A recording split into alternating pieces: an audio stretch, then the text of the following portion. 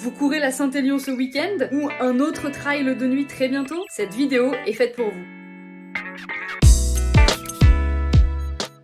La perte de 2% de notre masse en eau équivaut à 20% de performance en moins. On a trop tendance à accorder de l'importance à l'hydratation pendant l'effort en été lorsque les températures sont élevées. Pourtant, le froid ou l'altitude peuvent diminuer ou masquer la sensation de soif, alors même que les besoins hydriques réels restent identiques. En outre, la nuit, nos repères sont totalement troublés, on perd la notion du temps et des distances. Si je le dis autrement, quand on court la nuit et dans le froid, nos repères sont changés. Donc on a moins soif, donc on s'hydrate moins et donc on s'expose davantage à une contre-performance. Mais ce n'est pas du tout une fatalité et pour cela, je vous donne 3 conseils pour bien vous hydrater et maximiser vos performances.